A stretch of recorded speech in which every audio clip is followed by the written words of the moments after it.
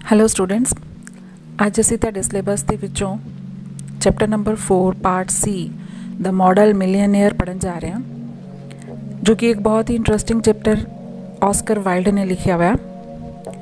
ਇਸ ਸਟੋਰੀ ਦੇ ਵਿੱਚ ਆਸਕਰ ਵਾਈਲਡ ਨੇ ਇਮੈਜੀਨੇਸ਼ਨ ਕੀਤੀ ਹੋਈ ਹੈ। ਆਸਕਰ ਵਾਈਲਡ ਛੋਟੀ ਛੋਟੀ ਕਹਾਣੀਆਂ, ਸ਼ਾਰਟ ਸਟੋਰੀ ਲਈ, ਨਾਵਲ ਲਈ, ਪਲੇਜ਼ ਲਈ ਫੇਮਸ ਹੈ। ਇਸ ਕਹਾਣੀ ਦੇ ਵਿੱਚ, ਇਸ ਸਟੋਰੀ ਦੇ ਵਿੱਚ ਉਹਨਾਂ ਨੇ ਦੱਸਿਆ ਕਿ ਜੋ ਹਮੇਸ਼ਾ ਇੱਕ ਪਰਮਾਨੈਂਟ ਰਹਿਣ ਵਾਲੀ ਕੁਆਲਿਟੀ ਇਨਸਾਨ ਦੀ ਸੂਝ-ਬੂਝ ਹੁੰਦੀ ਹੈ, ਨਾ ਕਿ ਉਸकी ਬਾਹਰਲੀ ਸੁੰਦਰਤਾ। ਔਰ ਇਸ ਕਹਾਣੀ ਦੇ ਵਿੱਚ ਜੋ ਮੇਨ ਕਰੈਕਟਰ ਹੈ ਉਹਦਾ ਨਾਮ ਹੁਈ ਇਰਿਸਕਿਨ ਹੈ, जो कि बहुत ज़्यादा हैंडसम है और अपनी पर्सनैलिटी करके वो ना सिर्फ मेल परसनस दे विच फेमस है बल्कि फीमेल्स भी ਉਹਦੀ पर्सनैलिटी ਨੂੰ देख के बहुत ज़्यादा अट्रैक्ट ਹੁੰਦੀਆਂ ਸੀ।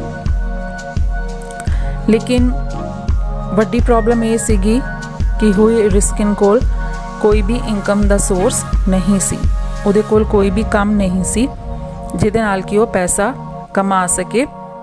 ਔਰ ਸਟੋਰੀ ਦੀ ਸਟਾਰਟਿੰਗ ਦੇ ਵਿੱਚ ਹੀ ਜੋ ਰਾਈਟਰ ਲਿਖਦਾ ਹੈ ਕਿ ਅਗਰ ਇਹੋ ਜਿਹਾ ਇਨਸਾਨ ਜਿਹਦੇ ਕੋਲ ਪੈਸਾ ਨਹੀਂ ਹੈ, ਗਰੀਬ ਹੈ, ਤੇ ਉਹਦੇ ਲਈ ਰੋਮਾਂਸ ਵਰਗੀਆਂ ਚੀਜ਼ਾਂ ਸਿਰਫ ਇਮੈਜੀਨੇਸ਼ਨ ਹੀ ਹੁੰਦੀਆਂ, ਕਿਉਂਕਿ ਇਹ ਚੀਜ਼ਾਂ ਸਾਨੂੰ ਸਟੋਰੀਜ਼ ਦੇ ਵਿੱਚ ਪੜ੍ਹਨੇ ਨੂੰ ਜਾਂ ਦੇਖਣ ਦੇ ਵਿੱਚ, ਮੂਵੀਜ਼ ਦੇ ਵਿੱਚ ਬਹੁਤ ਹੀ ਚੰਗੀਆਂ ਲੱਗਦੀਆਂ, ਲੇਕਿਨ ਜੋ ਰਿਐਲਿਟੀ ਹੁੰਦੀ ਹੈ ਉਹ ਇਹਨਾਂ ਸਾਰੀਆਂ ਚੀਜ਼ਾਂ ਤੋਂ ਬਹੁਤ ਜ਼ਿਆਦਾ ਹਟ ਕੇ ਹੁੰਦੀ ਹੈ। ਰਿਐਲਿਟੀ ਦੇ ਵਿੱਚ ਜ਼ਿੰਦਗੀ ਬਹੁਤ ਜ਼ਿਆਦਾ ਰਿਸਪੌਂਸਿਬਿਲਿਟੀਜ਼ ਦੇ ਨਾਲ ਭਰੀ ਹੁੰਦੀ ਹੈ। ਔਰ ਹੁਈ ਇਰਿਸਕਿਨ ਦੇ ਕੋਲ ਪੈਸਾ ਨਹੀਂ ਸੀਗਾ, ਲੇਕਿਨ ਉਹ ਜਿਸ ਲੜਕੀ ਦੇ ਨਾਲ ਮੈਰਿਜ ਕਰਵਾਉਣਾ ਚਾਹੁੰਦਾ ਸੀਗਾ ਉਹਦਾ ਨਾਮ ਲੌਰਾ ਮਾਰਟਨ ਹੈ।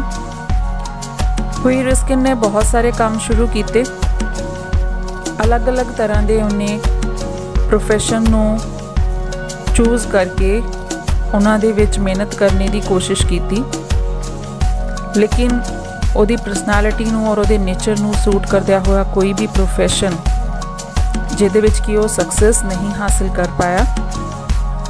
ਔਰ ਫਿਲਹਾਲ ਹੁਈ ਦੇ ਕੋਲ ਕੋਈ ਕੰਮ ਨਹੀਂ ਸੀ। ਲੌਰਾ ਮਾਰਟਨ ਜੋ ਕਿ ਇੱਕ ਰਿਟਾਇਰਡ ਕਰਨਲ ਦੀ ਬੇਟੀ ਸੀ, ਕਰਨਲ ਨੇ ਹੁਈ ਇਰਿਸਕਿਨ ਨੂੰ ਆਪਣੇ ਕੋਲ ਬੁਲਾਇਆ ਔਰ ਉਹਨਾਂ ਨੇ ਕਿਹਾ ਕਿ ਠੀਕ ਹੈ, ਮੈਂ ਤੁਹਾਡੀ ਇੰਗੇਜਮੈਂਟ ਦੇ ਬਾਰੇ ਸੋਚਾਂਗਾ, ਲੇਕਿਨ ਫਿਲਹਾਲ ਤੁਹਾਡੇ ਕੋਲ ਆਪਣਾ ਜੋ ਮਨੀ ਬੈਂਕ ਬੈਲੈਂਸ ਹੈ ਉਹ ਐਟਲੀਸਟ 10,000 ਪਾਊਂਡਸ ਤੁਹਾਡੇ ਕੋਲ ਆਪਣਾ ਹੋਣਾ ਚਾਹੀਦਾ, ਉਸ ਤੋਂ ਬਾਅਦ ਹੀ ਮੈਂ ਤੁਹਾਡੀ ਮੈਰਿਜ ਦੇ ਬਾਰੇ ਸੋਚਾਂਗਾ। ਹੁਣ ਹੁਈ ਨੂੰ ਲੱਗਾ ਕਿ ਇਹ ਸ਼ਾਇਦ ਪੋਸੀਬਲ ਨਹੀਂ ਹੋਏਗਾ, ਨਾ ਉਹਦੇ ਕੋਲ 10,000 ਪਾਊਂਡਸ ਕਦੀ ਆਪਣੇ ਹੋਣੇ ਹੈ ਔਰ ਨਾ ਹੀ ਉਹ ਲੌਰਾ ਦੇ ਨਾਲ ਮੈਰਿਜ ਕਰ ਸਕਦਾ। ਹੁਈ ਦਾ ਇੱਕ ਫਰੈਂਡ ਐਲਨ ਟ੍ਰੈਵਰ ਜੋ ਕਿ ਪ੍ਰੋਫੈਸ਼ਨਲੀ ਪੇਂਟਰ ਸੀਗਾ ਔਰ ਉਹਦੀ ਪੇਂਟਿੰਗਸ ਬਹੁਤ ਅੱਛੀਆਂ ਹੁੰਦੀਆਂ ਸੀ। ਉਹਦੀ ਬਣਾਈ ਹੋਈ ਪੇਂਟਿੰਗਸ ਨੂੰ ਕਾਫੀ ਲੋਕ ਅੱਛੇ ਪ੍ਰਾਈਸ ਦੇ ਵਿੱਚ ਖਰੀਦ ਲੈਂਦੇ ਸੀ। ਇੱਕ ਦਿਨ ਇਸੇ ਤਰ੍ਹਾਂ ਹੀ ਉਦਾਸ ਹੁਈ ਟ੍ਰੈਵਰ ਦੇ ਸਟੂਡੀਓ ਦੇ ਵਿੱਚ ਪਹੁੰਚਿਆ ਜਿੱਥੇ ਕਿ ਉਹ ਪੇਂਟਿੰਗ ਕਰ ਰਿਹਾ ਸੀ, ਔਰ ਪੇਂਟਿੰਗ ਕਰਦੇ ਕਰਦੇ ਉਹ ਹੁਈ ਦੇ ਨਾਲ ਗੱਲਾਂ ਵੀ ਕਰ ਰਿਹਾ ਸੀ। ਹੁਈ ਦਾ ਨੇਚਰ ਟ੍ਰੈਵਰ ਨੂੰ ਬਹੁਤ ਅੱਛਾ ਲੱਗਦਾ ਸੀ, ਇਸ ਕਰਕੇ ਉਹਨੇ ਪੂਰੀ ਛੂਟ ਦਿੱਤੀ ਸੀ ਕਿ ਹੁਈ ਕਦੀ ਵੀ ਉਹਦੇ ਸਟੂਡੀਓ ਦੇ ਵਿੱਚ ਬਿਨਾਂ ਰੋਕ ਟੋਕ ਤੇ ਆ ਸਕਦਾ। ਹੁਣ ਜਿਹੜਾ ਪਿਕਚਰ ਪੋਰਟਰੇਟ ਬਣਾ ਰਿਹਾ ਸੀਗਾ ਐਲਨ ਟ੍ਰੈਵਰ, ਉਹ ਬੈਗਰ ਦਾ ਪੋਰਟਰੇਟ ਬਣਾ ਰਿਹਾ ਸੀ, ਇੱਕ life size picture of a beggar. ਔਰ ਬੈਗਰ ਉਹਦੇ ਸਟੂਡੀਓ ਦੇ ਵਿੱਚ ਖੜਾ ਸੀ, ਜਿਹਦੀ ਸ਼ਕਲ ਦੇਖ ਕੇ ਬਹੁਤ ਹੀ ਜ਼ਿਆਦਾ ਤਰਸ ਆ ਰਿਹਾ ਸੀ। ਚਿਹਰਾ ਉਹਦਾ ਝੁਰੀਆਂ ਦੇ ਨਾਲ ਭਰਿਆ ਹੋਇਆ ਸੀ ਔਰ ਇੱਕ ਲੰਬਾ ਚੋਗਾ ਉਹਨੇ ਪਾਇਆ ਹੋਇਆ ਸੀ। ਜੋ ਕੱਪੜੇ ਉਹਨੇ ਪਾਏ ਹੋਏ ਸੀ ਉਹ ਫਟੇ ਹੋਏ ਸੀ, ਉਹਦੇ ਬੂਟਸ ਵੀ ਪੈਚਅਪ ਕੀਤੇ ਹੋਏ ਸੀ। ਇੱਕ ਹੱਥ ਦੇ ਵਿੱਚ ਉਹਦੇ ਸੋਟੀ ਔਰ ਦੂਸਰਾ ਹੱਥ ਜਿਹਦੇ ਵਿੱਚ ਕਿ ਉਹਨੇ ਇੱਕ ਹੈਟ ਪਕੜੀ ਹੋਈ ਸੀ, ਜਿਹਦੇ ਵਿੱਚ ਕਿ ਉਹ ਭੀਖ ਮੰਗਣ ਵਾਸਤੇ ਉਹਨੇ ਆਪਣੇ ਹੈਟ ਨੂੰ ਅੱਗੇ ਕੀਤਾ ਹੋਇਆ ਸੀ। ਉਹ ਸਾਰੀਆਂ ਚੀਜ਼ਾਂ ਨੂੰ ਦੇਖ ਕੇ ਜਦੋਂ ਹੋਈ ਨੇ ਐਲਨ ਨੂੰ ਪੁੱਛਿਆ ਤੇ ਉਹਨੂੰ ਪਤਾ ਲੱਗਾ ਕਿ ਇਹ ਸਾਰੀ ਚੀਜ਼ਾਂ ਵਾਸਤੇ ਜਿੰਨੇ ਪੈਸੇ ਉਹ ਇਸ ਗਰੀਬ ਨੂੰ ਦੇਗਾ ਉਸ ਤੋਂ ਕਈ ਜ਼ਿਆਦਾ ਪੈਸੇ ਉਹ ਇਸ ਪਿਕਚਰ ਨੂੰ ਵੇਚ ਕੇ ਕਮਾਏਗਾ। ਜਿਸ ਚੀਜ਼ ਦੇ ਨਾਲ ਹੋਈ ਨੂੰ ਥੋੜ੍ਹਾ ਜਿਹਾ ਪਿੰਚ ਹੋਇਆ ਕਿ ਐਟਲੀਸਟ ਬੈਗਰ ਨੂੰ ਉਹਦਾ ਕੁਝ ਪਰਸੈਂਟ ਤਾਂ ਮਿਲਣਾ ਚਾਹੀਦਾ ਹੈ।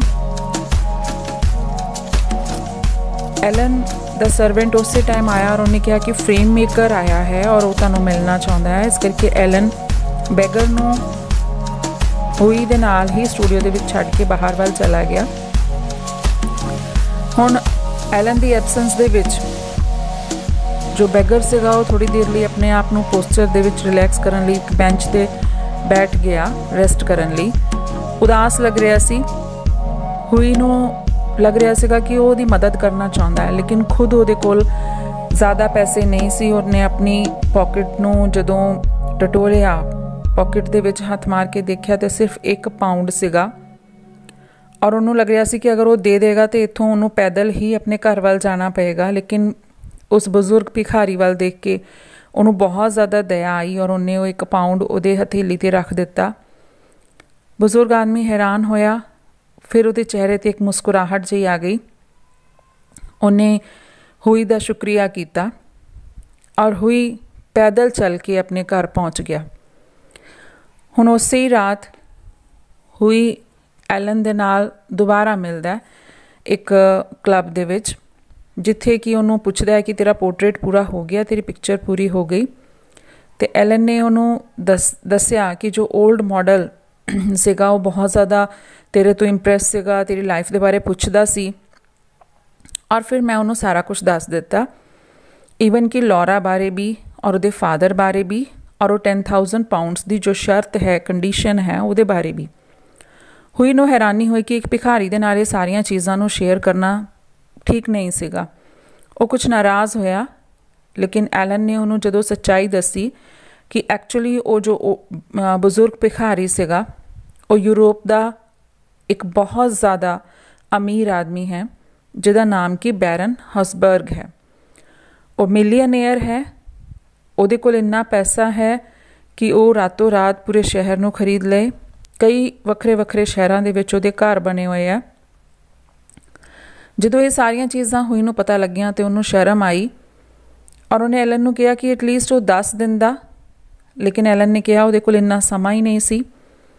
ਹੁਣ ਹੋਈ ਨੂੰ ਆਪਣੀ ਬੇਵਕੂਫੀ 'ਤੇ ਬਹੁਤ ਜ਼ਿਆਦਾ ਬੁਰਾ ਲੱਗ ਰਿਹਾ ਸੀ ਕਿ ਉਹਨੇ ਇੱਕ ਮਿਲੀਅਨੇਅਰ ਦੇ ਹੱਥ ਦੇ ਉੱਪਰ 1 ਪਾਊਂਡ ਰੱਖਿਆ, ਲੇਕਿਨ ਇਸ ਚੀਜ਼ ਦੇ ਲਈ ਉਹ ਸੋਚ ਰਿਹਾ ਸੀ ਕਿ ਹੋ ਸਕਦਾ ਹੈ ਉਹਨੂੰ ਹੁਣ ਮਾफ़ੀ ਮੰਗਣੀ ਚਾਹੀਦੀ ਹੈ ਉਸ ਬੈਰਨ ਹਸਬਰਗ ਤੋਂ। ਅਗਲੀ ਸਵੇਰ ਬ੍ਰੇਕਫਾਸਟ ਦੇ ਟਾਈਮ ਇੱਕ ਬਜ਼ੁਰਗ ਸੱਜਣ ਪੁਰਸ਼ ਹੋਈ ਦੇ ਕੋਲ ਪਹੁੰਚਦਾ ਹੈ ਔਰ ਉਹਨੇ ਇੱਕ ਲੈਟਰ ਉਹਦੇ ਹੱਥ ਵਿੱਚ ਫੜਾਇਆ ਜੋ ਕਿ ਬੈਰਨ ਹਸਬਰਗ ਵੱਲੋਂ ਸੀਗਾ ਔਰ ਉਹ ਇੱਕ ਲਿਫਾਫਾ ਸੀਲ ਬੰਦ ਸੀਗਾ। ਉਸ ਲਿਫਾਫੇ ਦੇ ਉੱਪਰ ਲਿਖਿਆ ਸੀ ਅ ਵੈਡਿੰਗ ਪ੍ਰੈਜ਼ੈਂਟ ਟੂ ਹੋਈ and Laura from N old beggar. ਔਰ ਇਹ ਉਪਹਾਰ ਜੋ ਉਹਦੀ ਵਿਆਹ ਵਾਸਤੇ ਇੱਕ ਗਰੀਬ ਭਿਖਾਰੀ ਨੇ ਹੋਈ ਔਰ ਲੌਰਾ ਦੇ ਲਈ ਜੋ ਉਪਹਾਰ ਭੇਜਿਆ, ਜਦੋਂ ਉਸ ਲਿਫਾਫੇ ਨੂੰ ਹੋਈ ਨੇ ਖੋਲ੍ਹ ਕੇ ਦੇਖਿਆ ਤੇ ਉਹਦੇ ਅੰਦਰ 10,000 ਪਾਊਂਡ ਦਾ ਇੱਕ ਚੈੱਕ ਸੀਗਾ। ਔਰ ਹੋਈ ਦੀ ਮੈਰਿਜ ਹੋਈ। ਟ੍ਰੈਵਰ ਔਰ ਬੈਰਨ ਹਸਬਰਗ ਦੋਨੋਂ ਇਨਵਾਈਟਡ ਸੀਗੇ। ਬੈਰਨ ਹਸਬਰਗ ਨੇ ਪਾਰਟੀ ਦੇ ਵਿੱਚ ਸਪੀਚ ਵੀ ਦਿੱਤੀ ਔਰ ਟ੍ਰੈਵਰ ਨੇ ਵੀ ਰਿਮਾਰਕ ਦਿੱਤਾ। ਅਖੀਰ ਦੇ ਵਿੱਚ ਜੋ ਟ੍ਰੈਵਰ ਦਾ ਰਿਮਾਰਕ ਹੈ ਉਹ ਲੈਸਨ ਦੇ ਟਾਈਟਲ ਦੇ ਨਾਲ ਬਹੁਤ ਜ਼ਿਆਦਾ ਮੈਚ ਕਰਦਾ ਹੈ। ਟ੍ਰੈਵਰ ਦੇ ਅਕੋਰਡਿੰਗ ਕਰੋੜਪਤੀ ਮਾਡਲ ਬਹੁਤ ਘੱਟ ਹੁੰਦੇ ਆ, ਕਿ ਕਰੋੜਪਤੀ ਵੀ ਹੋਏ ਔਰ ਇੱਕ ਮਾਡਲ ਵੀ ਹੋਏ ਬਹੁਤ ਰੇਅਰ ਹੁੰਦੇ ਆ, ਲੇਕਿਨ ਇੱਕ ਆਦਰਸ਼ ਕਰੋੜਪਤੀ ਬਣਨਾ, ਕਰੋੜਪਤੀ ਵੀ ਹੋਏ ਲੇਕਿਨ ਆਦਰਸ਼, ਉਸ ਤੋਂ ਵੀ ਰੇਅਰ ਹੁੰਦੇ ਆ, ਉਸ ਤੋਂ ਵੀ ਜ਼ਿਆਦਾ ਘੱਟ ਹੁੰਦੇ ਆ। ਤੇ ਇੱਥੇ ਮੋਡਲ ਵਰਡ ਦੋ ਤਰੀਕੇ ਦੇ ਨਾਲ ਯੂਜ਼ ਹੋ ਰਿਹਾ ਹੈ ਔਰ जो वर्डिंग है millionaire models are rare enough but by Jove कि परमात्मा दी सौ model millionaire are rarer still.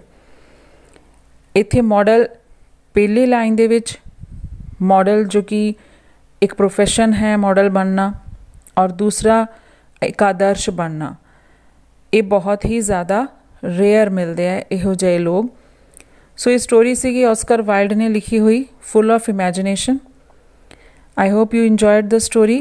Thanks a lot for watching the video.